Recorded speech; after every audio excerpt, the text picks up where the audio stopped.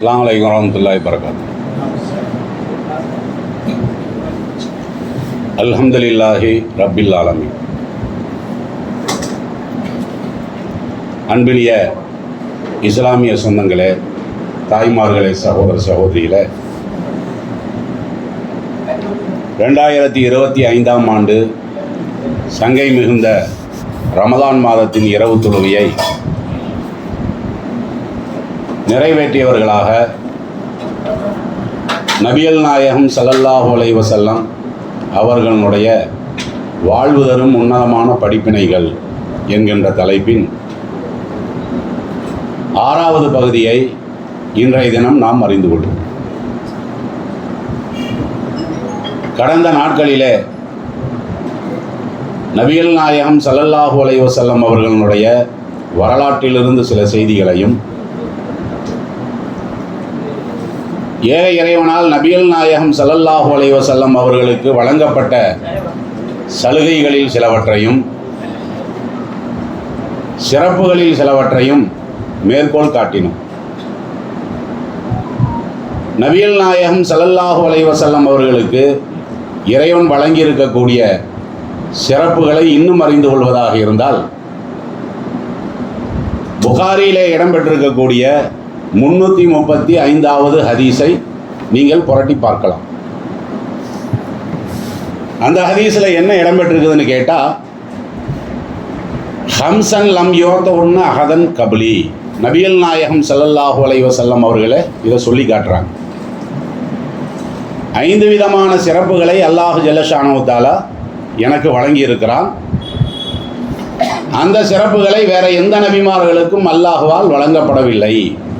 அந்த 5 சிறப்பு இருக்குது. அந்த 5 சிறப்பு அல்லாஹ் எனக்கு மட்டும்தான் கொடுத்துருக்கிறான். எல்லா நபிமார்களுக்கும் சிறப்பு இருக்கிறது. அதே நேரம் பெருமானார் ஸல்லல்லாஹு அலைஹி வஸல்லம் அவர்களுக்கு வழங்கப்பட்ட இந்த 5 சிறப்பு இருக்குது பார்த்தீங்களா, வேற எந்த நபிமார்களுக்கும் கொடுக்கப்படலை அப்படிங்கிறத ரொம்ப அழுத்தமாக சொல்கிறாங்க.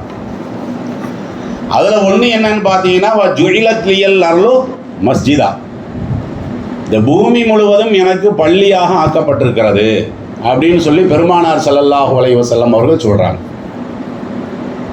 பூமி முழுவதும் பள்ளியாக ஆக்கப்பட்டிருக்குன்னு என்ன? இந்த தொழுகைன்னு நம்ம சொல்கிறோம் பார்த்தீங்களா, இது நம்மளுக்கு மட்டும் அல்லாஹ்வால் விதியாக்கப்படலை. நமக்கு முன்னால் வாழ்ந்த சமுதாயத்திற்கும் தொழுகை இருந்தது, அதே மாதிரி நோன்பு இருந்தது. என்னென்ன வித்தியாசம் இருக்கிறது?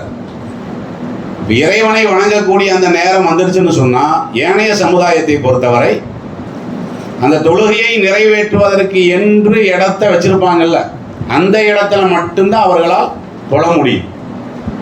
அவர்கள் நினைச்ச இடத்துல எல்லாம் தொழ முடியுமான்னா அப்படியெல்லாம் அல்லாஹ் ஜல்லஷானஹு தஆலா அவர்களுக்கு சட்டம் வழங்கலை. உதாரணமாக அவர்களுடைய தொழுகை நேரம் வந்துருச்சுன்னு வைங்களேன், வீட்டில் தொழுகலாமா? அப்படி தொழுக முடியாது. அவங்க தொழுகைக்குன்னு எந்த இடத்த நிர்மாணம் பண்ணி வச்சிருக்கிறாங்களோ அந்த இடத்துல தான் போய் தொழுகணுங்கிறது தான் எல்லா நபிமார்களுக்கும் அல்லாஹ் ஜல்லஷானஹு தஆலா கொடுத்திருந்த சட்டம். ஆனால் நபிகள் நாயகம் ஸல்லல்லாஹு அலைஹி வஸல்லம் அவர்களுக்கு மாத்திரம் அல்லாஹ் சிறப்பு சட்டமாக என்ன கொடுத்தான்? இந்த பூமி முழுவதும் நீங்கள் தொழுகலாம். பள்ளிவாசலில் நம்ம தொழுகிறோம் பார்த்தீங்களா, அது நன்மையை அதிகரிக்க வேண்டும் என்பதற்காகத்தான். ஜமாத்துக்கு 27 பணக்குன்னு நம்ம சொல்கிறோம் பார்த்தீங்களா, அதுக்காக வேண்டி தான் பள்ளிவாசலை இஸ்லாமிய மார்க்க வலியுறுத்ததே தவிர, நாம் இதே ஒரு தொழுகையை வீட்டில் என்ன செய்யலாம்னா தொழுகலாம். அதே தொழுகையை நீங்கள் கடையில் தொழுகலாம். அதே தொழுகையை நீங்கள் வாகனத்தில் போயிட்டுருக்கீங்க பார்த்தீங்களா, அங்கே கூட தொழுகலாம். ஆக எந்த இடத்திலும் அதில் என்ன முக்கியமாக பார்க்க வேண்டியது என்னன்னா, அங்கே அசுத்தம் இருக்கான்னு நம்ம பார்க்கணும், அவ்வளோதான். அப்போ அசுத்தம் இல்லையா, நீங்கள் எந்த இடத்துல வேண்டுமானாலும் என்ன செய்யலாம், தொழுகை நேரம் வந்து விட்டது என்று சொன்னால் அந்த தொழுகையை நிறைவேற்றலாம். இது எனக்கு மாத்திரம் அல்லாஹ் ஜல்லஷானஹு தஆலா வழங்கி இருக்கக்கூடிய சிறப்பு சட்டம்னு சொல்கிறாங்க. ரசூலுல்லாஹ்வுக்கு வழங்கினதுனால தான் நாமளும் இப்போ என்ன செய்கிறோம், அது மாதிரியான அடிப்படையில் நம்மளுடைய தொழுகையை நிறைவேற்றுறோம். அதே மாதிரி தொழுகையோட தொடர்புபடுத்தி பெருமானார் ஸல்லல்லாஹு அலைஹி வஸல்லம் அவர்கள் சொல்கிறாங்க, வத்தஹூரா, தொழுகைக்கு நம்ம ஒழு செய்வோம் பார்த்தீங்களா, இந்த ஒழு செய்கிறதுக்கு நம்ம தண்ணி இல்லைன்னா என்ன பண்ணுவோம், மண்ணை கொண்டு தயமம் செய்வோம் நம்ம. ஆனால் ஏனைய சமுதாயத்தை பொறுத்த வரைக்கும் இது மாதிரியான விஷயங்களை எல்லாம் அல்லாஹ் கொஞ்சம் கடினமாக ஆக்கி வைத்திருந்தான். அவங்க தண்ணியில் தான் என்ன செய்யணும், ஒழு செய்யணும். தண்ணி இல்லாத பட்சத்தில் வந்து மண்ணில் போய் அவங்க செய்யலாமான்னு கேட்டால் அப்படியெல்லாம் அனுமதி கிடையாது. அப்போ அந்த தண்ணியை தேடியே என்ன செய்ய வேண்டியது இருக்குன்னு அவர்கள் சுத்த வேண்டியது இருந்தது. எல்லா நபிமார்களுக்கும் இதுதான் நிலைமை. ஆனால் பெருமானார் ஸல்லல்லாஹு அலைஹி வஸல்லம் அவர்களை பொறுத்த வரைக்கும் தயம்மம்னு சொல்லி நம்மளுக்கு ஒரு சட்டம் இருக்குது பார்த்தீங்களா. இதெல்லாம் வந்து நபிகள் நாயகம் ஸல்லல்லாஹு அலைஹி வஸல்லம் அவர்களுக்காக இறைவன் வழங்கி இருக்கக்கூடிய சிறப்பு சட்டம் தான். அதே மாதிரி ஹில்லத் லியல் கனாயிம், கனிமத் பொருள் இருக்கு பார்த்தீங்களா, அது வந்து நபிகள் நாயகம் ஸல்லல்லாஹு அலைஹி வஸல்லம் அவர்களுக்கும் அவர்களுடைய சமுதாயத்திற்கும் தான் ஹலாலாக்கப்பட்டிருக்கிறது. கனிமத் பொருள்னா என்ன? இப்போ நம்ம போர் செய்கிறோம்னு சொன்னால் எதிரிகள் விட்டு செல்லக்கூடிய பொருள் இருக்குது பார்த்தீங்களா, ஏனைய நபிமார்களை பொறுத்த வரைக்கும் அதையும் எடுக்கக்கூடாது. ஏன்னா அது வந்து அடுத்தவர்களுடைய பொருள்.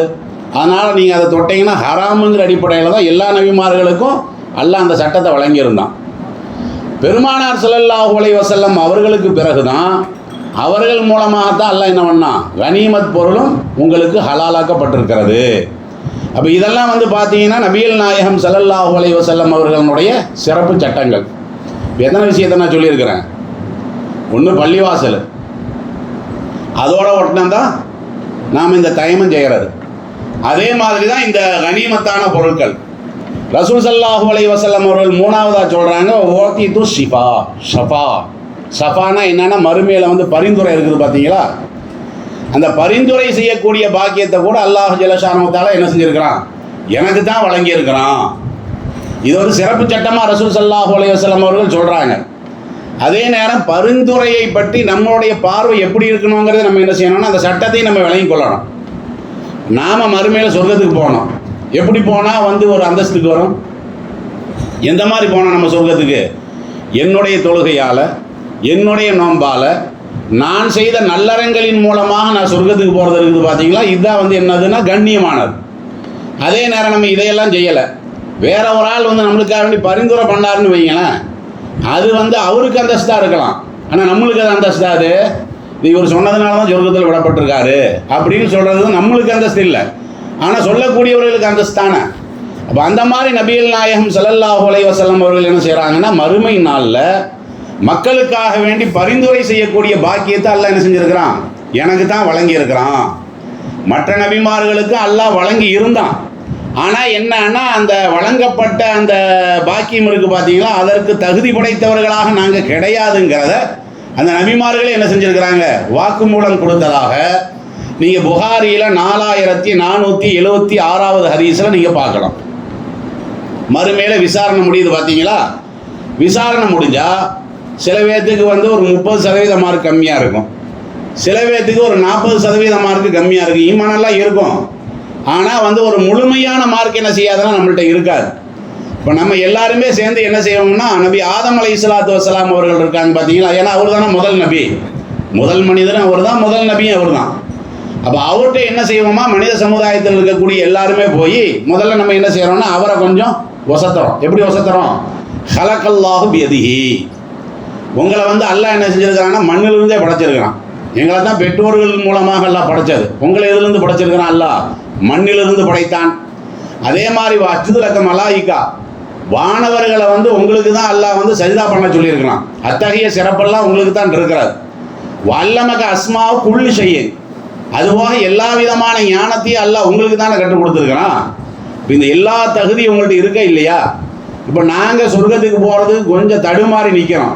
அதனால் ஃபஸ்வாலனா இந்த ரப்பிக்க ஹத்தா யுரிஹனா மின் மக்கானினா, நாங்கள் இந்த இடத்துலேருந்து சொர்க்கம் போகிறதுக்கு நீங்கள் என்ன செய்யுங்க, அல்லாஹ்விடத்தை பரிந்துரை செய்யுங்க அப்படின்னு சொல்லி நாம் எல்லாருமே முதல்ல அப்ளிகேஷன் யார்கிட்ட கொடுப்போம்னு கேட்டால் அந்த முதல் மனிதர்கிட்ட தான் கொடுப்போம். நபி ஆதம் அலைஹிஸ்ஸலாத்து வஸ்ஸலாம் அவங்கள்ட்ட இந்த அப்ளிகேஷனை நம்ம கொண்டு போவோம். அவர் என்ன பண்ணுறார், அவர் சொல்லக்கூடிய பதில் என்ன, இந்த அப்ளிகேஷன் வாங்கக்கூடிய அளவுக்கு முதல்ல எனக்கு தகுதி இல்லைங்கிறார். ஏன்னா அல்லாஹ் வந்து சொர்க்கத்தில் என்ன படைச்சான், எல்லாத்தையுமே அல்லாஹ் வந்து அனுமதிச்சான். இந்த பாவத்தை செய்யாதீங்கன்னு அல்லாஹ் என்ன தடுத்தான். அதை மீறி நான் போய் அல்லாஹ்விட்ட என்ன செஞ்சேன், அந்த விஷயத்தில் மாறு பண்ணிட்டேன்ல. அப்போ அந்த பாவத்தை செஞ்சதுக்கே நான் வந்து வெட்கப்பட்டுட்டு இருக்கிறேன். அப்படி இருக்கக்கூடிய நேரத்தில் உங்களுடைய அப்ளிகேஷனையும் நான் வாங்கிட்டு போக முடியுமா அப்படின்னு சொல்லி அவர் என்ன செய்கிறாருன்னு கேட்டால் அவர் வேற ஒரு ஆளை காட்டுறார். யார் அது? அடுத்த ஆள் யாரை காட்டுறாங்க? நூஹ் அலைஹிஸ்ஸலாத்து வஸ்ஸலாம் அவர்கள் இருக்காங்க பார்த்தீங்களா, அவர்கிட்ட போக சொல்கிறாங்க. ஏன்னா அவர் வந்து பெரிய சமுதாயத்துக்கு அனுப்பப்பட்ட நபி தான் அவர். அப்போ அவர்கிட்ட போய் கேட்கக்கூடிய நேரத்தில் அவராவது அந்த அப்ளிகேஷனை வாங்குவாரான்னு பார்த்தா அவரும் அப்ளிகேஷனை வாங்க மாட்டார். ஏன்? அவங்க தங்களுடைய தகுதியை நினச்சி பார்க்குறாங்க. நாம் எந்த தகுதியில் வந்து இவர்களையெல்லாம் சொல்கிறத கூட நம்ம எப்படி சொல்கிறது? நாமளே சில தவறுகளை பண்ணித்தான் இருக்கிறோம், கண்டிக்கப்பட்டுத்தான் இருக்கிறோம். அப்போ அல்லாஹ் வந்து அந்த பேரலையை விட்டு அழிக்கக்கூடிய நேரத்தில் என்னுடைய மகன் அல்லாவை ஏற்றுக்கலை, அவன் சத்தியத்தை உணரலை. அதெல்லாம் எனக்கு தெரிஞ்சுதான் இருந்தது. ஆனாலும் அந்த மகன் என்ற பாசம் வந்து என்ன செஞ்சுது, அல்லாஹ்விடத்தில் வந்து என்னுடைய பேரனுக்காக வேண்டி நான் உலகத்திலேயே பரிந்துரை செய்யக்கூடிய ஒரு சூழ்நிலையை நான் எடுத்தேன். இவன் வந்து என்னுடைய மகனாச்சே, நீ எல்லாத்தையும் அழிச்ச மாதிரி என்னுடைய மகனை நீ அழிச்சா என்ன, அவனை காப்பாத்திரு அப்படிலாம் நான் வந்து கேட்டேன் அல்லாஹ்விடத்தில். அப்போ அல்லாஹ் வந்து ஒரே வார்த்தையில் சொல்லிட்டான். நான் வந்து சொன்னேன் இவன் என்னுடைய குடும்பத்தை சேர்ந்தவன். அல்லாஹ் என்ன சொல்கிறான்னு கேட்டால், இன்னஹு லைசமின் அஹ்லிக, அவனெல்லாம் உன் குடும்பத்தை சேர்ந்தவனே கிடையாது, உனக்கு பிறந்ததுனால உன்னுடைய குடும்பம் ஆயிடுவானா? மார்க்க பார்வையில் அந்த கொள்கையின் அடிப்படையில் வார்த்தெடுக்கப்படணும். அப்போ நீங்கள் நபியாக இருந்தால் கூட உங்களுடைய மகன் என்ன இல்லை, உங்கள் குடும்பத்தை சேர்ந்தவனே கிடையாது அப்படின்னு சொல்லி அல்லாஹ் ஜல்லஷானஹு என்ன செஞ்சிட்டான், அந்த மாதிரியான அடிப்படையில் எங்கிட்ட வந்து நடந்த காரணத்தினால உங்களுடைய அப்ளிகேஷனை நான் என்ன செய்ய முடியாது, ஏற்றுக்கொள்ள முடியாது அப்படின்னு சொல்லி நபி நூஹ் அலைஹிஸ்ஸலாத்து வஸ்ஸலாம் அவர்கள் என்ன செய்கிறாங்கன்னா திருப்பி அனுப்பிடுறாங்க. அவங்க என்ன பண்ணுறாங்கன்னா அவங்களும் வேற ஒரு ஆளை காட்டுறாங்க. யாரை காட்டுறாங்கன்னா மூசா அலைஹிஸ்ஸலாத்து வஸ்ஸலாம் அவர்கள். மூசா அலைஹிஸ்ஸலாத்து வஸ்ஸலாம் அவங்கள்ட்ட போய் நீங்கள் உங்களுடைய முறையீட வைங்க. மூசா நபி என்ன சொன்னார், இந்த தகுதி எங்கிட்ட கிடையாதுன்னு அவரும் சொல்கிறார். ஏன் சொல்கிறாரு, நான் ஒரு ஆளை கொலை பண்ணியில் இருக்கிறேன், அவர் உண்மையில் கொலை பண்ணல, அவர் யதார்த்தமாக ஒரு ஆளை அடித்தார். இது அல்லாவே குர்ஆனில் சொல்கிறான்ல, யதார்த்தமாக அடிக்கும் போது அவன் மௌத்தா போயிட்டான். அப்போ அப்படிப்பட்ட ஒரு குற்றமான காரியத்தை நான் செஞ்சு அந்த பாவத்தை கூட அல்லாஹ் என் விஷயத்தில் அல்லாஹ் மன்னிச்சிருக்கிறான். அப்படி இருக்கக்கூடிய நேரத்தில் உங்களுடைய அப்ளிகேஷனை நம்ம என்ன செய்ய முடியாது, வாங்க முடியாதுன்னு அவரும் புறக்கணிச்சுட்டு அவர் என்ன செய்கிறாருன்னா நபி ஈசா அலைஹிஸ்ஸலாத்து வஸ்ஸலாம் அவங்கள்ட்ட அனுப்புகிறார். அவர் காரணமே சொல்லலை, உங்கள் அப்ளிகேஷனே வேணான்ட்டார். மற்ற நபிமார்களாவது என்ன செஞ்சாங்க, அவங்களாவது ஏதாவது ஒரு காரணத்தை சொன்னாங்க. ஆனால் நபி ஈசா அலைஹிஸ்ஸலாத்து வஸ்ஸலாம் அவர்கள் வந்து ஏன் நான் வந்து இந்த உங்களுடைய அப்ளிகேஷனை புறக்கணிக்கிறேன் அப்படிங்கிற காரணத்தை சொல்லாமல் அவங்க என்ன செய்கிறான்னு கேட்டால் நபிகள் நாயகம் ஸல்லல்லாஹு அலைஹி வஸல்லம் அவங்கள்ட்ட நீங்கள் போங்க. ஏன்னா அவருக்கு தான் முழுமையான தகுதி இருக்குது. என்ன தகுதி, அவருடைய முன்பின் பாவத்தையெல்லாம் அல்லாஹ் மன்னிச்சிட்டான்ல. கஃபரல்லாஹு மா தகத்தம மின் தம்பிஹி வ மா தஅஹர், அவர் முன் செய்த பாவத்தையும் அல்லாஹ் மன்னிச்சிட்டான், பின் செய்த பாவத்தையும் அல்லாஹ் மன்னிச்சிட்ட காரணத்தினால நீங்கள் வந்து பரிந்துரைக்கு அவர்கிட்ட போங்க அப்படின்னு சொல்லி நபி ஈசா அலைஹிஸ்ஸலாத்து வஸ்ஸலாம் அவர்கள் வந்து என்ன செய்வாங்கன்னா நம்மள நபிகள் நாயகத்தின் பக்கம் திருப்பி விடுறாங்க. அப்போதான் நம்ம நபிகள் நாயகம் ஸல்லல்லாஹு அலைஹி வஸல்லம் கிட்ட போவோம். போய் நபிகள் நாயகம் ஸல்லல்லாஹு அலைஹி வஸல்லம் அவர்கள் நம்மளுடைய வேண்டுகோளை ஏற்று அல்லாஹ்விடத்தில் என்ன செய்வாங்க, அவங்க சஜிதாவில் கிடப்பாங்க. அப்போ அல்லாஹ் நாடக்கூடிய நேரம் வரைக்கும் சஜிதாவில் இருந்து அதுக்கப்புறம் என்ன செய்வாங்கன்னா அல்லாவே என்ன செய்வாங்கன்னா சரி நீ பரிந்துரை பண்ணு. பரிந்துரைன்னா நல்லா விளங்கிக்கணும். நபிகள் நாயகம் ஸல்லல்லாஹு அலைஹி வஸல்லம் அவர்கள் யாரையெல்லாம் அவங்க நினைக்கிறாங்களோ, இந்த ஆளு சொர்க்கத்தில் விடு, அந்த ஆளு சொர்க்கத்தில் விடு, அந்த ஆளு சொர்க்கத்தில் விடு, அப்படி இல்லை. அது பரிந்துரை செய்யப்பட வேண்டிய ஆளையும் அல்லாவே தான் சொல்லுவான். சரி நீ ஒரு 10 பேருக்கு நீ பரிந்துரை பண்ணு, நீ ஒரு 20 பேருக்கு பரிந்துரை பண்ணு, அல்லது நீ இந்த கூட்டத்தை நீ பரிந்துரை பண்ணுன்னு அல்லாவே அனுமதி கொடுத்து அந்த அடிப்படையில் என்ன செய்வாங்க, நபிகள் நாயகம் ஸல்லல்லாஹு அலைஹி வஸல்லம் அவர்கள் வந்து பரிந்துரை பண்ணுவாங்க. இப்படி முதல் தடவை சஜிதா பண்ணி பரிந்துரை பண்ணுவாங்க, 2வது தடவை பரிந்துரை பண்ணி மக்களுக்கு வந்து அந்த சுவனப்பரு வாழ்வை வந்து பெற்று தருவாங்க. 3வது தடவையும் அதே மாதிரி தான். 4வது தடவை மாத்திரம் என்னன்னா மக்கள் இருப்பாங்க, ஆனால் அவர்களெல்லாம் சொர்க்கத்திற்கு செல்வதற்கு தகுதியற்றவர்களாக இருப்பாங்க, சொர்க்கமே அவங்களுக்கு ஹராமாக இருக்கும். அப்போ அப்படிப்பட்ட ஆளுக்கு வந்து பரிந்துரை செய்கிறதுக்கு உண்டான வழி இல்லையில. அப்போ 4வது தடவை நான் சஜிதாவுக்கு போகிறதுக்கு என்ன செய்வேன், முற்படக்கூடிய நேரத்தில் அங்கே மிச்சமாக இருக்கக்கூடிய ஆளெல்லாம் மொத்தமாக நரகத்துக்கு போகக்கூடிய ஆளாக என்ன செய்கிறாங்க. உதாரணமாக தற்கொலை பண்ணிட்டான்னு வைங்களேன், அவன் சொர்க்கத்துக்கு போக முடியாதுல்ல. ஒருத்தன் தற்கொலை பண்ணிட்டான்னா அவன் எப்போவுமே சொர்க்கத்துக்கு போக முடியாது. இப்படியெல்லாம் எல்லாம் சொல்கிறான்ல. அதே மாதிரி ஒருத்தன் கொலை பண்ணிட்டான், சொர்க்கத்துக்கு போக முடியுமானா முடியாது. இவர்களுக்கெல்லாம் என்ன செய்ய முடியாது, சொர்க்கத்துக்கு போக முடியாத காரணத்தினால நபிகள் நாயகத்தினுடைய பரிந்துரை அந்த நேரத்தில் என்ன செய்யாது, எடுபடாது. அல்லாஹ் அவங்களுக்கு அனுமதியும் கொடுக்க மாட்டான். அப்போ இந்த அளவுக்கு பெருமானார் ஸல்லல்லாஹு அலைஹி வஸல்லம் இதெல்லாம் என்னத்துக்கு அவங்க சொல்ல வரான்னு கேட்டால், இதெல்லாம் வந்து அல்லாஹ் வேற நபிமார்களுக்கு கொடுக்காத சிறப்பு. இந்த சிறப்பு அல்லாஹ் யாருக்கு தான் கொடுத்துருக்கிறான், எனக்கு கொடுத்துருக்கிறான். அதே மாதிரி பெருமானார் ஸல்லல்லாஹு அலைஹி வஸல்லம் அவர்கள் சொல்றாங்க, கானன் நபி ஸல்லல்லாஹு அலைஹி வஸல்லம் யபாசு இலா கௌமி ஹாஸா, ஏனைய நபிமார்களை பொறுத்த வரைக்கும் குறிப்பிட்ட சமுதாயத்திற்கு தான் என்னது அவங்க எல்லாமே நபியாக இருந்தார்கள். ஒரு குறிப்பிட்ட ஊருக்கு அல்லது ஒரு குறிப்பிட்ட மாநிலம்லாம் நம்ம சொல்கிறோம் பார்த்தீங்கன்னா, ஒரு ஊருக்கு கூட 3 நபிமார்கள் அல்லாஹ் என்ன செஞ்சிருக்கான்னு அனுப்பியிருக்கிறான். இருக்கிறது ஒரு சின்ன ஊர் தான். அந்த சின்ன ஊருக்கு அல்லாஹ் 3 நபிமார்கள் அனுப்பிய வரலாறு இருக்கிறது, 2 நபிமார்கள் அனுப்பிய வரலாறு இருக்கிறது. ஆனால் எந்த நபியும் அல்லாஹ் என்ன செய்யலைன்னா உலகளவில் என்ன செய்யல, அல்லாஹ் நபியாக அனுப்பலை.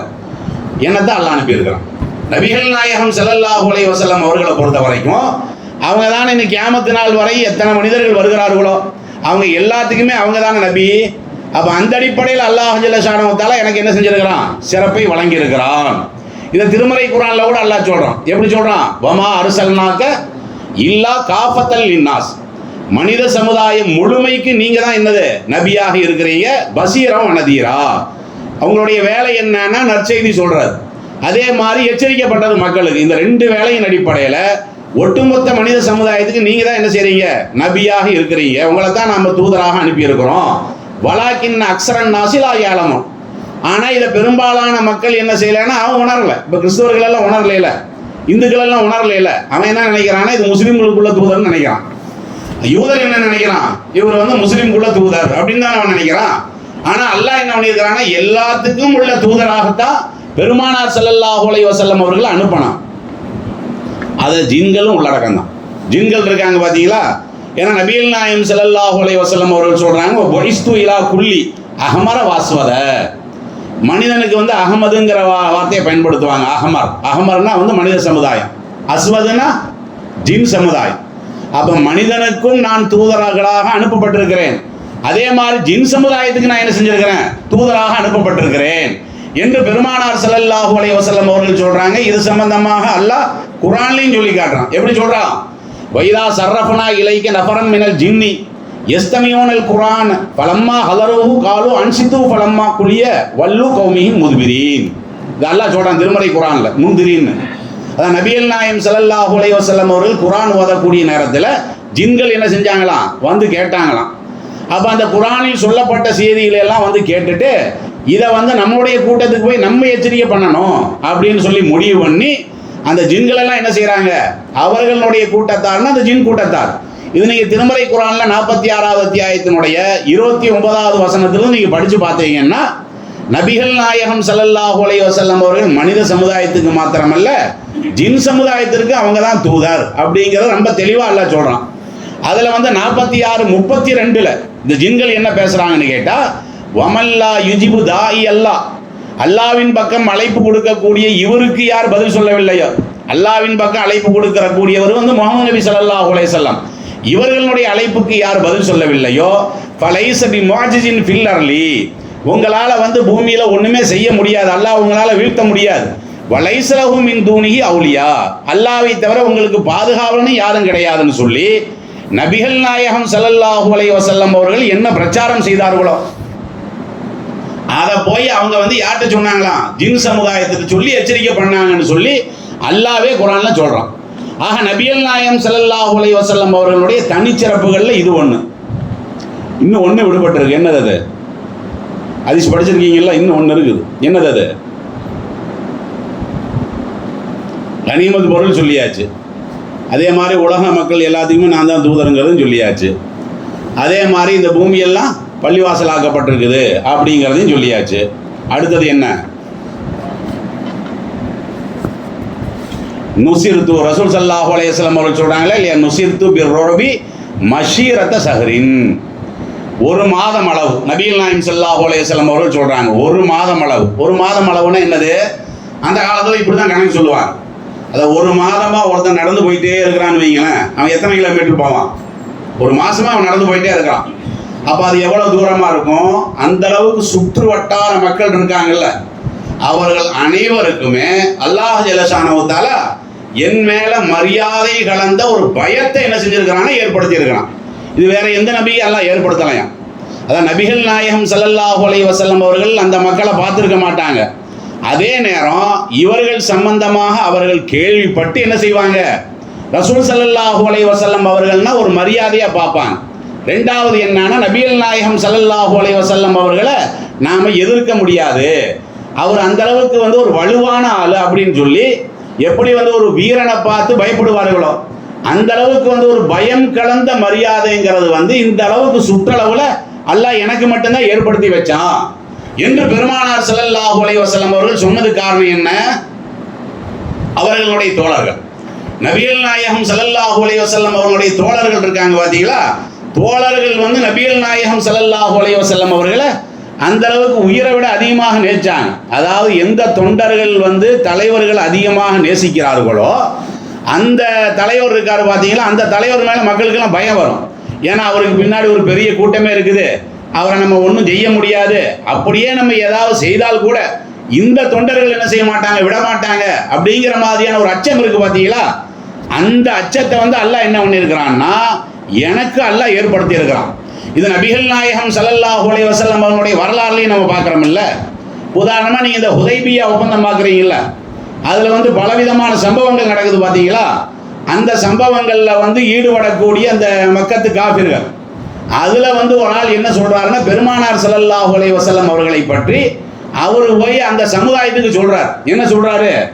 அதாவது நம்ம இப்போ வந்து அவங்கள வந்து நம்ம தடுத்துக்கிட்டு இருக்கிறோம், அந்த ஹுதைபியா ஒப்பந்தம் இருக்குது பார்த்தீங்களா, அதை அவங்க நினைவுபடுத்துகிறாங்க.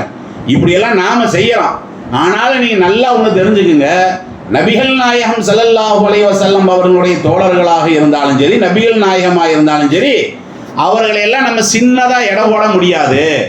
ஏன்னா நம்மள்கிட்ட எந்த அளவுக்கு ஈடுபாடு இருக்கிறதோ இதை விட பல பல மடங்கு கூடுதலான ஈடுபாடு யார்கிட்ட இருக்கிறது? சஹாபாக்கள்கிட்ட இருக்கிறது. இப்போ நாம வந்து ஒரு சிக்கல்னா 4 பேர் ஓடி போயிடுவோம், சஹாபாக்கள் அப்படி ஓடி போவாங்களா? ஓடி போக மாட்டாங்கல்ல. அது எந்த அளவுக்கு சொல்றாங்கன்னு பாருங்க. வல்லாஹி மா தன்ஹிமு ரசூலுல்லாஹி ஸல்லல்லாஹு அலைஹி வஸல்லம் நுஹாமத்தன் இல்லா வகாத்து ஃபீ கஃபி ரஜுலின் மின்ஹும்.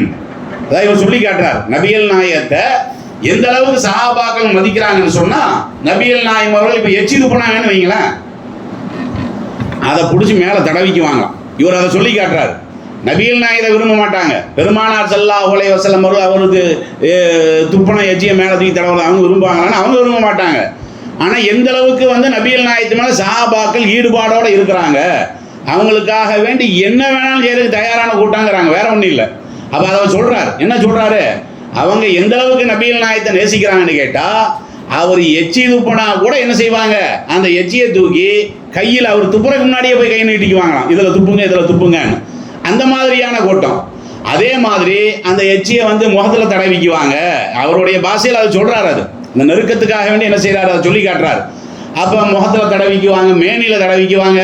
வைதா அமரகும் இபுததரு அம்ரஹும், நபிகள் நாயகம் அவர்கள் ஒரு கட்டளை இட்டார்கள் என்று சொன்னால் அந்த கட்டளைக்கு வந்து பரிபூர்ணமாக கட்டுப்படுவாங்க. தலைவனுடைய சொல்ல கேட்பாங்க. பல பேர் எப்படி கேட்பான்? வேண்டாம் விருப்பம் கேட்பான். இந்த ஆள் சொல்றதை நம்ம செய்ய வேண்டிய ஒரு சூழ்நிலை இருக்குது, மாற்று வழி இல்லையே, அப்படியெல்லாம் கேட்பாங்க. ஆனால் நபிகள் நாயகம் ஸல்லல்லாஹு அலைஹி வஸல்லம் அவர்களுடைய உத்தரவு பொறுத்த வரைக்கும் சஹாபாக்கள் எப்படி கேட்பாங்க? பரிபூர்ணமாக, முழு அளவுக்கு அவங்களுக்கு வந்து திருப்தி வந்துருமா. இப்படிப்பட்ட ஒரு கூட்டத்தை தான் யார் வச்சிருக்கிறா? நபிகள் நாயகம் ஸல்லல்லாஹு அலைஹி வஸல்லம் அவர்கள் வச்சிருக்கிறாங்க. அதே மாதிரி அவர் வந்து ஒழு செய்தார் என்று சொன்னால் எக்தத்திலூன அலா உலூஹி, அந்த ஒழு செஞ்ச தண்ணீருக்கு மேலே தடவிக்குவாங்க. இப்படியெல்லாம் அவர் சொல்லி காட்டுறாரு. அதே மாதிரி அவரை பார்த்தாவே அவர் பேசுனாருன்னு வைங்களேன், நபிகள் நாயகம் பேசுனாங்கன்னா அதை மட்டும்தான் உன்னிப்பாக கவனிப்பாங்களாம், ஒரு கண்ணியமாக. வேற எதையுமே அவங்க என்ன செய்ய மாட்டாங்கன்னா கருத்திலே எடுக்க மாட்டாங்க. இப்படிப்பட்ட ஒரு கூட்டத்தை என்ன செஞ்சிருக்கிறாங்க? நபிகள் நாயகம் ஸல்லல்லாஹு அலைஹி வஸல்லம் அவர்கள் வச்சிருக்கிறாங்க. இதெல்லாம் வந்து அவர் சொல்றார். யார் சொல்றா? முஸ்லீம் இல்லாத ஆள் சொல்றார். அப்படி சொல்லிட்டு அவர் என்ன சொல்றாருன்னு கேட்டா, நான் எத்தனையோ விதமான அதிகாரிகளை எல்லாம் நம்ம என்ன செஞ்சிருக்கிறோம்னா பார்த்துருக்கிறோம், எத்தனையோ மன்னர்களை பார்த்துருக்கிறோம், கிஸ்ரா மன்னர்களை பார்த்துருக்கிறோம். அவர்கள் மேல அந்த நாட்டு மக்கள் வைத்திருந்த மதிப்பு இருக்கு பார்த்தீங்களா, அதை விட ரொம்ப ரொம்ப கூடுதலான மதிப்பு யார்கிட்ட இருக்குதுன்னு கேட்டா, நபிகள் நாயகம் ஸல்லல்லாஹு அலைஹி வஸல்லம் அவர்களுடைய கூட்டம் இருக்கிறாங்களே சஹாபாக்கள், அந்த அளவுக்கு இருக்கிறாங்க. நீங்க கூட இந்த பத்ர் போர்ல கேள்விப்பட்டிருப்பீங்களா? உஹது போர்ல ரசூல் ஸல்லல்லாஹு அலைஹி வஸல்லம் அவர்களை வந்து அடிச்சிட்டாங்க, பல்லுல அடிச்சிட்டாங்க, மயக்கம் போட்டு விழுந்துட்டாங்க. தலைவர் விழுந்தாக தொண்டர்கள் எல்லாம் வந்து பலவீனம் ஆயிடுவாங்க, ஓடி போயிடுவாங்க, சிதறிடுவாங்கல்ல. இதான உலகத்தினுடைய நடைமுறை. ஆனா நபிகள் நாயகம் ஸல்லல்லாஹு அலைஹி வஸல்லம் அவர்கள் அந்த பல்லு உடஞ்சு கீழே மயக்கம் போட்டு விழுகும் போது எந்த சாதி ஓடியெல்லாம் போல, நல்லா விளங்கி கொள்ளணும். எல்லாருமே இந்த மனித சங்கிலியாக வந்து என்ன செஞ்சாங்க, ரசூல்லாவை சுத்திக்கிட்டு இந்த கையெல்லாம் இப்படி போட்டுட்டு ரசூல்லாவும் சுத்திக்கிட்டாங்க. அப்போ வரக்கூடிய இந்த அம்பெல்லாம் இருக்கு பார்த்தீங்களா, அவங்களுடைய முதுகுல தான் ஏறுச்சு. இதான் உண்மையான வரலாறு. ஹதீஸ்ல எல்லாம் நீங்க பார்த்துருக்கிறீங்கல்ல. அந்த அளவுக்கு நேசத்திற்குரிய ஆள் யாரு? நபிகள் நாயகம் ஸல்லல்லாஹு அலைஹி வஸல்லம். அதனால அவங்க விஷயத்துல வந்து ரொம்ப கோளாறாவெல்லாம் நம்ம என்ன செய்ய முடியாது, நடக்க. இதுதான் பயங்கரம். ரசூல் ஸல்லல்லாஹு அலைஹி வஸல்லம் சொன்னாங்க பாத்தீங்களா, நான் அவங்க கூட நெருங்கியும் பழகலை, நான் அவங்க கூட சண்டை போட்டதும் கிடையாது, ஆனாலும் என்னை பார்த்தாவே அவங்களுக்கு வந்து ஒரு பயம் கலந்த மரியாதை அல்லாஹ் என்ன செஞ்சிருக்கிறான், ஏற்படுத்தி வைத்திருக்கிறான் என்று பெருமானார் ஸல்லல்லாஹு அலைஹி வஸல்லம் அவர்கள் சொன்னாங்களா இல்லையா? இன்னைக்கு நபிகள் நாயகம் ஸல்லல்லாஹு அலைஹி வஸல்லம் அவர்களை பின்பற்றக்கூடிய மக்களை பார்த்தாலும் இன்னைக்கும் பயப்படுறாங்க. இன்னைக்கு பயம் இருக்கா இல்லையா முஸ்லீம்னா? அதாவது முஸ்லீம்கிட்ட பார்த்தீங்கன்னா இவன் ஒண்ணுமே இல்லை, இவன்கிட்ட வாலும் இல்லை, இவன்கிட்ட குண்டும் இல்லை. ஆனால் பேர் என்ன, முஸ்லீம்னா குண்டு வைப்பான்னு வச்சிருக்கான். பார்த்தீங்கன்னா அவனே வந்து பயமுறுத்துறதுக்கு அவனே வந்து பறக்க விட்டுருக்கான் அந்த செய்தியை. நாம எதையுமே அப்படி செய்யறதும் இல்லை, நம்ம அதை பார்த்ததும் இல்லை, அது சம்பந்தமா ஊக்குவிக்கிறதும் கிடையாது, அது சம்பந்தமா கண்டிச்சுக்கிட்டு தான் இருக்கிறோம். ஆனா உலகம் முழுவதும் என்ன பேர் முஸ்லீம்களுக்கு, முஸ்லீம்கிட்ட மட்டும் நீ ஜாக்கிரதையா இருங்கிறான். அந்த அச்சத்தை உண்டாக்கி இருக்கான் பாத்தீங்களா? நாம ஒன்றும் செய்யாமலேயே அந்த அச்சத்தை ஏன் உண்டாக்கி இருக்கிறான்? இது நபிகள் நாயகம் ஸல்லல்லாஹு அலைஹி வஸல்லம் அவர்களுக்கு கொடுத்த அந்த சிறப்பு இருக்கு பாத்தீங்களா, அந்த சிறப்பினுடைய மனம் நம்மள்ட்டையும் தான் வீசுது, நம்மள்ட்டையும் வீசுதா இல்லையா? அதனாலதான் என்ன பண்றான், பயந்துக்கிட்டு சில ஊர்ல போனீங்கன்னா முஸ்லீமுக்கு வீடு கொடுக்காதேம்மா அப்படிலாம் சொல்றான்ல, வாடகைக்கு அவனையெல்லாம் நீங்க ஏத்திராதீங்க அம்மா. ஏன், எதனாலங்கிறான். அவன் அப்படி ஏதாவது பார்த்தானா? அவன் ஊர்லயே எத்தனையோ முஸ்லீம்கள் எல்லாம் இருக்குதானே செய்வாங்க, அவனெல்லாம் அருவாளோடைய சுத்திக்கிட்டு இருக்கான். அப்படியெல்லாம் ஒன்றும் இல்லை, அவனுடைய தெருவில் தான் அவன் சும்மா தான் நடந்து போயிட்டு இருக்கிறான், அவன்கிட்ட தான் போய் வியாபாரம் அவனுக்கு இருந்தாலும் என்னது, அவனுக்கு வந்து ஒரு பயங்கரமான அச்சம். இதுல பயங்கரமான ரொம்ப பெரிய அச்சத்தை எல்லாம் யாரு கொடுத்துருக்காங்க, காவியலுக்கு தான் கொடுத்துருக்கான். இந்த காவியல் நீங்க பாக்குறீங்கல்ல, எப்ப பார்த்தாலும் அவன் வந்து என்னமோ குத்திக்கிட்டே முஸ்லீம் இருந்துகிட்டு இருக்கான், கத்திக்கிட்டு குத்திக்கிட்டே இருந்தா எப்படி இருக்கான். அந்த மாதிரி அவனுடைய அறிக்கைகளை எல்லாம் நீங்க பாருங்களேன், இந்த மோகன்மொழி எல்லாம் அந்த கள்ளத்தனமா போடுறான் பாத்தீங்களா, என்னமோ நம்ம படு பயங்கரமா, நம்ம வந்து தஜ்ஜாலுக்கே அப்ப மாதிரியும், நம்ம வந்து ஒரு பெரிய அரக்க மாதிரி இப்படி எல்லாம் சித்தரிக்கிறான்ல. யார் சித்தரிச்சா இப்படி? நம்மள்கிட்ட நடவடிக்கை இல்லை, நீயா சித்தரிச்சு நீயா பயந்துட்டு கிடக்கிற. அதுதான் அல்லாஹ் சொல்றான். என்ன இருந்தாலும் இந்த கொள்கையை ஏற்றுக்கொண்டவனை பார்த்து என்ன செய்வாங்க உலகமே, அவன் பயப்பட தான் செய்வான். இன்னைக்கு பார்க்குறாங்களே, இன்றைக்கு உலகமே வந்து அதிசயமா பார்க்குது ஒரு நாட்டை. எந்த நாடு அது? பாலஸ்தீனம். பார்க்குறீங்களா இல்லையா? இப்போ பாலஸ்தீன மக்கள் வந்து ரொம்ப பாவமான மக்களுங்க. அவங்கள்ட்ட இவங்க எதிர்பார்க்குற மாதிரி பெரிய அந்த மாதிரி பயங்கரமான ராணுவம் அப்படி இல்லாமல் இருக்குது, ஒன்றும் இல்லை. அவன் அடுத்த நாடை பிடிக்கிறக்கா சண்டை போட்டுக்கிட்டு இருக்கான், அதுவும் இல்லை. தன்னுடைய சொந்த நாடு, அந்த சொந்த நாட்டை விட்டு கொடுக்க கூடாதுங்கிறக்காக வேண்டிதான் ஒரு தற்காப்பு தான் அவன் பண்ணிட்டு இருக்கானே தவிர, அவன் போய் அமெரிக்காவில் போய் சண்டை போட்டு அமெரிக்கா பிடிக்கணும்னு அவன் சொல்லிட்டு இருக்கான். அப்படி ஒன்றும் இல்லைல்ல. அல்ல சவுதியை நான் பிடிக்க போறேன் ஏதாவது சொல்லிட்டு இருக்கானா, இந்தியாவை பிடிக்க போறேன்னு ஏதாவது சொல்லிட்டு இருக்கிறானா? அப்படியெல்லாம் ஒன்றும் இல்லைல்ல. அவன் இருக்கக்கூடிய அந்த வீரத்தை பார், மன வலிமை. வீரம்னா உடல் வலிமை, மன வலிமை இருக்கு பார்த்தீங்கன்னா. உலகத்தில் எவனுக்குமே அந்த வீரம் என்ன செய்யாது. அந்த பார்த்தீங்கன்னா அந்த பையன் அங்கே போனீங்கன்னா இந்த பையன் பெரிய வீரனாக இருப்பான்.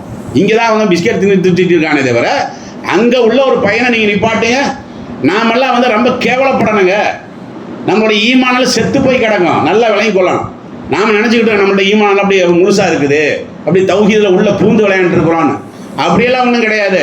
அங்கே இருக்கக்கூடிய 5 வயது சிறுவனிடத்திலே இருக்கக்கூடிய ஈமான் இங்கே 50 வயசுல உள்ளவன்ட்ட இருக்காது. ஏன்னா அவங்க ட்ரெயினிங் எடுக்கிறாங்க, நூற்றாண்டு காலமாக அடிபட்டுட்டே இருக்காங்க. போன வருஷம் முந்தின வருஷம் இல்லை, ஒரு நூற்றாண்டு காலமாக வரலாறு தெரிஞ்ச காலத்துலேருந்து பார்த்தீங்கன்னா டெய்லி காலங்காத்தால எந்திரிச்சா நம்ம என்ன பண்ணுவோம், பேப்பர் படிப்போம். இப்படிதான் நம்ம படிப்போம், பேப்பர் படிப்போம், பக்கத்து கடையில் சாயா குடிக்கிறதுக்கு போவோம், அப்படித்தானே பண்ணுவோம். அல்லது காலங்காத்தால பார்த்தீங்கன்னா வீடு கூட்டிகிட்டு இருப்போம். அவன் காலங்காத்தால எந்திரிச்சவன்னா அவனுடைய தங்கச்சியோட பாடி கீழே கிடக்கும், அதை சுரண்டி எடுத்துக்கிட்டு இருப்பான். யாரு? சின்ன பையன். சின்ன பையங்க ஒட்டி கிடக்கும், குடல் இங்கே ஒட்டி கிடக்கும், இதை அங்கே ஒட்டி கிடக்கும். அவன் பாட்டு கையில் வாரி எடுக்கான். வாரி எடுக்கிறானா இல்லையா? அப்போ எவ்வளோ மன வலிமை பார்த்தீங்களா? இந்த மன வலிமையை நீ எந்த மாத்திரை தின்னு உனக்கு உருவாக்க இயலாது. எந்த விதமான டானிக்கை தின்னு உனக்கு உருவாக்க முடியுமா? உருவாக்க முடியாது. நீ என்னென்னமோ சொல்றானே வல்லரசாமன் அப்படிலாம் சொல்றான் பார்த்தீங்களா? நீங்க பார்த்தீங்கன்னா அந்த பழமாடி கட்டணம் இடிஞ்சு விழுந்துச்ச, எப்படியெல்லாம் புலம்பனா, எப்படியெல்லாம் கதறனா, அவனுக்கு உலகம்தான் மேலே. அப்போ புலம்பிட்டு இருந்தான் பார்த்தீங்களா, அப்படி பயந்துக்கிட்டு என்னமோ எல்லாம் சாவுக்கு உடனே அவன் ரெடியான மாதிரியும் ரொம்ப ஒரு கோழைத்தனத்தை நீங்கள் பார்த்தீங்க. இவன் என்னைக்காவது நீங்கள் இந்த பாலஸ்தீனத்தினுடைய வீடியோக்கள் எல்லாம் பார்க்குறீங்களே, என்னைக்காவது ஐயோ புலம்பன வீடியோ நீங்கள் பார்த்துருக்கீங்களா? இப்படி போயிருச்சே, அல்லாவுக்கு இதுதான் வேலையா, காலகாலமாக இப்படி தொந்தரவு பண்ணிக்கிட்டே இருக்கிறானே, என் புள்ள நேற்று செத்தா, என் மகன் இன்னைக்கு செத்தான், என் பொண்டாட்டி போன வாரம் செத்தா, செத்தாலும் இங்கே தாண்டா இருப்பேங்க. அவன் என்ன சொல்றான்? செத்தாலும் நான் இங்கே தான் இருப்பேன், புலம்புறதே கிடையாதுங்க. அதாவது இப்போ வந்து மக்கள் பாதிக்கப்பட்டாங்கன்னா இப்போ நான் பயான் பண்ணுவேன். என்ன பயான் பண்ணுவேன்? இந்த மாதிரி நீங்கள் இதுக்கெல்லாம் வந்து கலங்காதீங்க அப்படி நான் தானே பயான் பண்ணுவேன். இந்த மாதிரி சோதனைகள் எல்லாம் எல்லாம் கொடுக்கறது இயல்பு தான், நான் தானே பயான் பண்ணுவேன். அங்கே அடிவட்டம் வந்து பயான் பண்ணிட்டு இருக்கான். அடிவட்டம் என்ன பயான் பண்ணிட்டு இருக்கான் உலக மக்களுக்கு? ஏன்டா சுரணையற்றவனை என்னதுல தொப்பியை போட்டு நீ சுத்திட்டு இருக்க? உலகம் முழுவதும் தொப்பியை போட்டு நீ சுத்திட்டு இருக்கிறிய. ரமதான் மாசத்துல கஞ்சியை குடிச்சுக்கிட்டு இருக்கிறிய. இங்க ரமதான் மாசத்துல குண்டை போட்டு எல்லாத்தையும் சாடிச்சுட்டு இருக்கிறான். இதை கேட்கற கூட வக்கற்ற நிலையில நீங்க இருக்கிறீங்கன்னா உங்களுடைய ஈமானால எந்த அடிப்படையில இருக்குதுன்னு சொல்லி சின்ன பையன் காரி துப்புறானா இல்லையா? அரபு தெரிஞ்சவங்களுக்கு தெரியும் அவங்க எப்படியெல்லாம் பேசுறாங்கன்னு. அந்த பேச்சுல நியாயம் இருக்கா இல்லையா? அப்ப பாத்தீங்கன்னா அவன் வீடு இடிஞ்சு போய் கிடக்குது. அவன் வீட்டுக்கு மேல இப்ப நான் உட்காந்துருக்கேன் பாத்தீங்கன்னா இந்த மாதிரி உட்காந்துக்கிட்டு வலனபுலு வண்ணக்கும் விஷயின் மேல ஹவுஃபி வல் ஜூய் படிக்கிறான்ல. அல்லாஹ் அவங்கள பல விதங்கள்ல சோதிப்பான். உயிரை பறிச்சு சோதிப்பான், வறுமையை கொடுத்து சோதிப்பான், இப்படியெல்லாம் சொல்றான்ல. அது அவன் சொல்றான். யார் சொல்றான்? அவன் வீடு தான் இடிஞ்சு போய் உட்கார்ந்து இருக்குது. அவன் சொல்ற சின்ன பையன் உட்கார்ந்து இந்த வசனத்தை சொல்றானா இல்லையா? நீ சொல்ல உன் பிள்ளைக்கு திருமறை குர்ஆன்ல ஒரு 10 அத்தியாயத்தினுடைய சூரா மனநத்துல நீ வச்சிருக்கிறியா? அப்ப பெத்த நீ வச்சிருக்கிறியா? முதல்ல சொல்லு. உன் அம்மா நீ மனப்பாடத்தில் வச்சிருக்கிறியா? அங்க வளர்ந்துருக்கிறாங்களா இல்லையா? அதாவது ஈமானுன்னா என்னங்கிறதுக்குள்ள இலக்கணம், அதாவது அவர்கள் செய்வது எல்லாமே கரெக்டு தாங்கிற அந்த அடிப்படையில் இல்லை, மன வலிமையை மட்டும்தான் சொல்றேன். இந்த மன வலிமை எவனுக்காவது இருக்குதா? இருந்தாலும் பயப்படுறானே இல்லையா? இந்த பாலஸ்தீன மக்கள் அவங்க அப்படி இருப்பாங்க இப்படி இருப்பாங்க பயந்துட்டு இருக்கிறான்ல. இதான் ரூபுன்னா என்னது? பயத்தை நான் உண்டாக்குவேன். ஈமான் உங்ககிட்ட இருந்துச்சா உனக்கு கத்தி வேணாம், ஈமான் உங்ககிட்ட இருந்துச்சா உனக்கு குண்டு வேணாம். ஈமான் இருந்துச்சுன்னா உலகத்திலேயே வந்து ஒன்னு என்ன செய்வேன், நான் தூக்கி காட்டுவேங்கிற அடிப்படையில் அல்லாஹ் சொல்றான் பாத்தீங்களா? ஆக இன்னைக்கே நம்ம பார்க்கிறோம். இன்னைக்கே இதை நம்ம பார்க்கிறோம்னு சொன்னா நபிகள் நாயகம் ஸல்லல்லாஹு அலைஹி வஸல்லம் அவருடைய காலத்துல அவர்களை வந்து அந்த மக்கள் எப்படி பார்த்திருப்பாங்க? பயங்கலந்த மரியாதையோட பார்த்திருப்பாங்களா இல்லையா? இதுல எல்லாம் நம்ம படிப்பினை பெறணுங்க. இஸ்லாத்துக்குள்ள வந்து எத்தனை காலமாச்சு? இந்த மார்க்கத்தை தள்ளி நம்ம எத்தனை காலமாச்சு? பரம்பரையா வர்றமே. புதிதாக ஒருத்தர் இஸ்லாத்துக்கு வர்றானே அவனுக்கு நவ முஸ்லீம் நீ தானே பேரை சொல்ற. நவ முஸ்லீமா புதுசா வந்த முஸ்லீமா? இவங்கெல்லாம் பழைய முஸ்லீமா? புதுசா வரக்கூடிய முஸ்லீம் பயான் பண்ணுவான், நீ பண்ணுவியா? சொல்லு. புதுசா வரக்கூடிய முஸ்லீம் இருக்கிறானே அவன் வந்து திருமறை குர்ஆனுடைய அத்தியாயங்களை படிச்சு அர்த்தம் சொல்லுவான். நீ பரம்பரை முஸ்லீம்ங்கிறிய, உனக்கு என்ன தெரியும்? நீ என்னதுக்கு குர்ஆனை படிச்சுக்கிட்டு இருக்கிற? இறந்து போனா இறந்தவர்களுக்கு குர்ஆனை படிக்கிற. இதுக்கு தான் நீ குர்ஆனை கையில் எடுத்திருக்கிறது. எங்கேயாவது வந்து கடையை திறந்தா அந்த நேரத்தில் என்ன செய்யறது? ஒரு பரக்கத்துக்காக வேண்டி பாத்தியா படிக்கிறது. நடைமுறை வாழ்க்கைக்கு என்ன வேணுமோ அதை நம்ம செஞ்சுக்கிட்டு இருக்கிறோமா? இந்த ஈமானி அந்த உணர்வுலாம் இருக்குது பாத்தீங்களா? வரலாற்றிலும் தான் படிக்கணும். நபிகள் நாயகம் ஸல்லல்லாஹு அலைஹி வஸல்லம் அவருடைய வரலாற்றை படிக்க ஈமானை நம்மளுக்கு செதுக்க முடியும். சஹாபாக்களுடைய வரலாற்றை படிக்க ஈமானை நம்மளுக்கு என்ன செய்ய முடியும்? பக்குவப்படுத்த முடியும். அதுக்கு தானே ரமதானுங்கிறது. ரமதானுங்கிறது என்னமோ இந்த நேரத்தை கடக்கிறதுக்காக வேண்டி இந்த மாதிரி ஒரு பயானை ஏற்பாடு பண்ணி அதுக்காக வேண்டியா? ஜதிது ஈமானுக்கும், உங்களுடைய ஈமானை ரீசார்ஜ் செய்யுங்கள்னு சொல்லி பெருமானார் ஸல்லல்லாஹு அலைஹி வஸல்லம் அவங்க சொன்னாங்களா இல்லையா? இன்னைக்கு எவ்வளவு டவுனா இருக்கு நம்மள்ட்ட? எந்த அளவுக்கு டவுனா இருக்கிறது?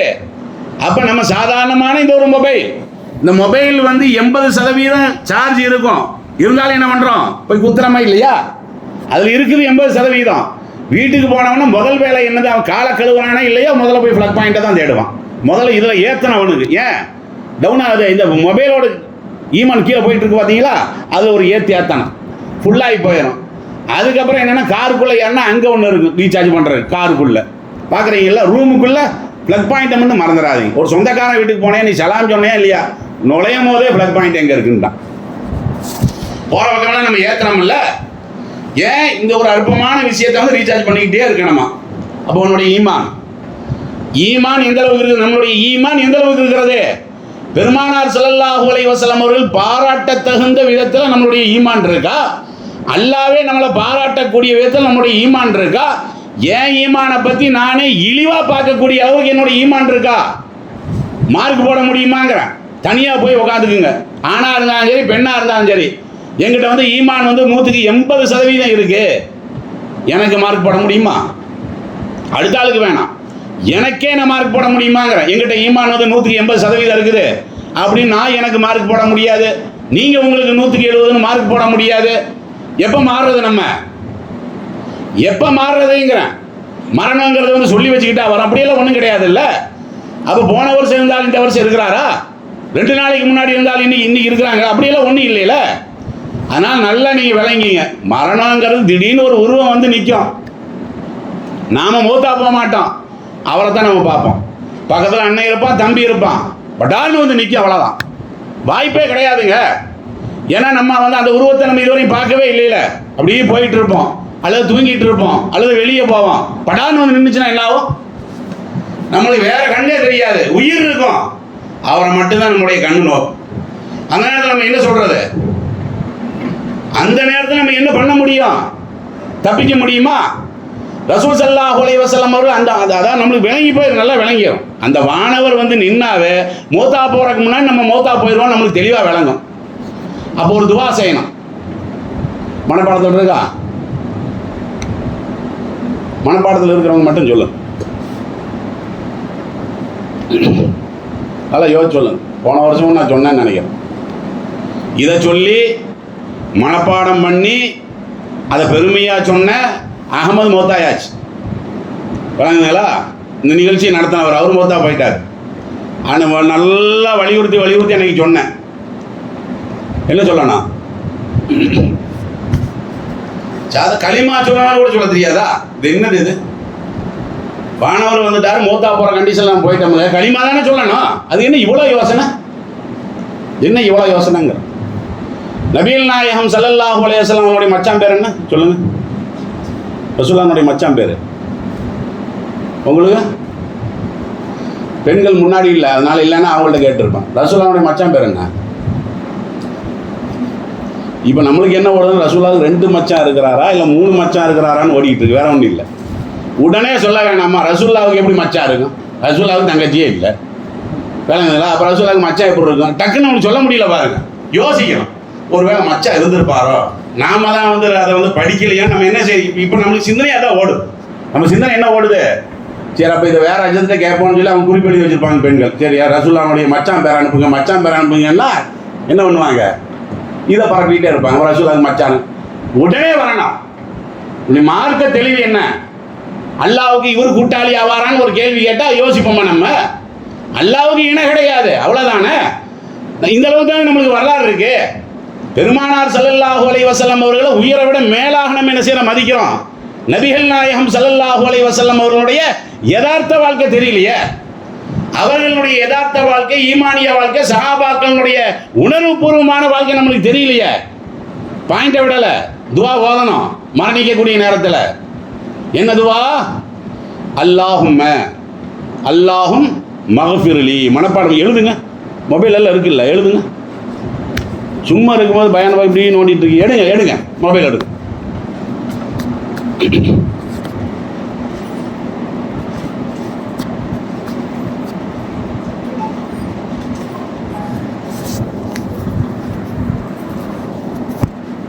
அல்லாஹும் மக்ஃபிர்லி வர்ஹம்னி வஅல்ஹிக்னி பிர்ரஃபீகில் அலா. அல்லாஹும் மக்ஃபிர்லி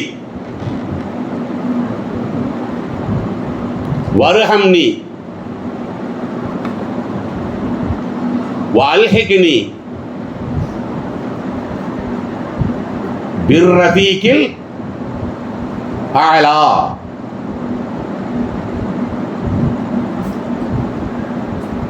எழுதியாச்சா? சரி, இப்போ எல்லாம் சத்தமாக சொல்லுங்க, மனப்பாடம் பண்ணட்டும்.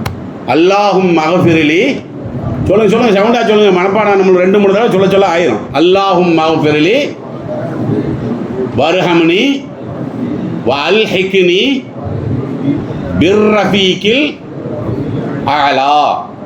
இந்த வஅல்ஹிக்னி பிர்ரஃபீகில் அலா வருது பார்த்தீங்களா? அதுதான் புதுமையான வார்த்தை.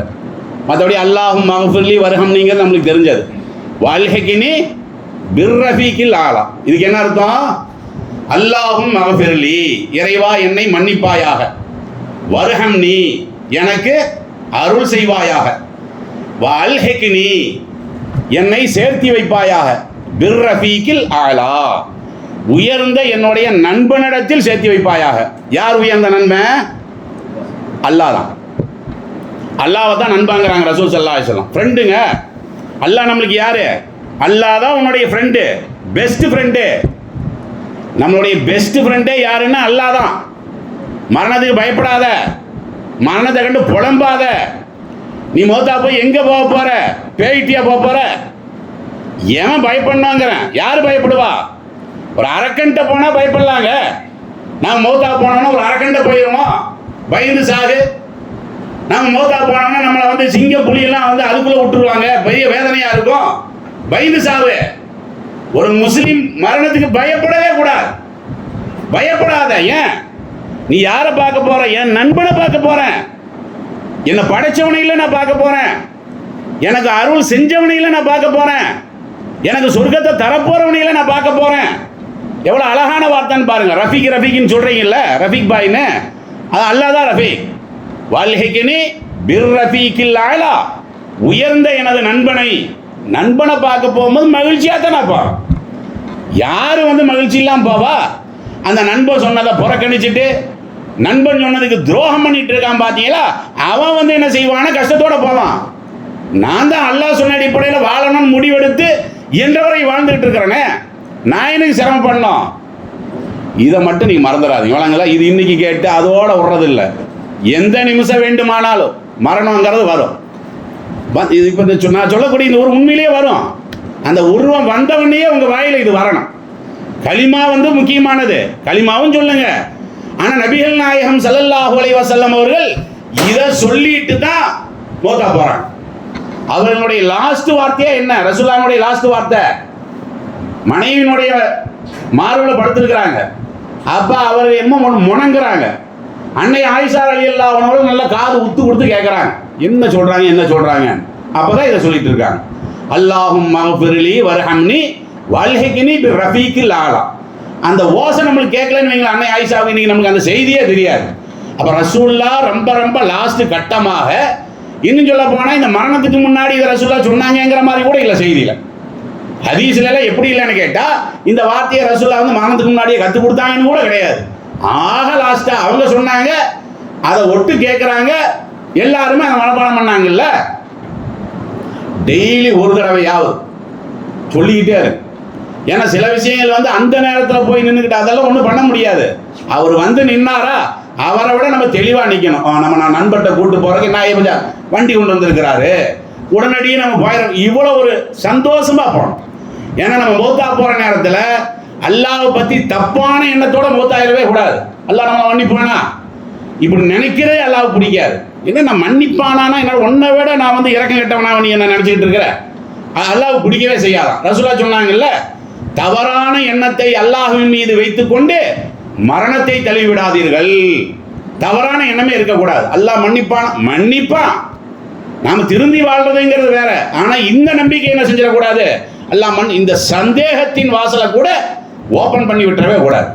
இதெல்லாம் என்ன செய்யணும், நம்ம உறுதியான அடிப்படையில் தெரியணும். இது நபிகள் நாயகம் ஸல்லல்லாஹு அலைஹி வஸல்லம் வரலாறு சொன்ன காரணத்தினால இது இந்த தலைப்புக்கு உள்ளதில்லை. இருந்தாலும் இன்னைக்கு சொன்னதில் அநேகமாக இந்த ஒரு துவா தான் ரொம்ப முக்கியம் நினைக்கிறேன். அதுதானே இது ரொம்ப முக்கியம். ஏன்னா எல்லாத்துக்குமே உள்ளதானே, இது எல்லாத்துக்குமே உள்ளது. இதை மட்டும் இன்னைக்கு நல்லா மனப்பாடம் பண்ணி டெய்லி சொல்லிக்கிட்டே இருக்கு. இன்னைக்கு உள்ள அறிவுரை இது போதுமானதுன்னு நினைக்கிறேன். இதுக்கு மேலே வேணாம். ஏன்னா அந்த ரூக்கு போயாச்சு இல்லை, இன்னும் அதுக்கப்புறம் அவ்வளோதான் விஷயம். சுப்ஹானக அல்லாஹும்ம வ பிஹம்திக வ அஷ்ஹது அல்லா இலாஹா இல்லா அன்த அஸ்தக்ஃபிருக்க.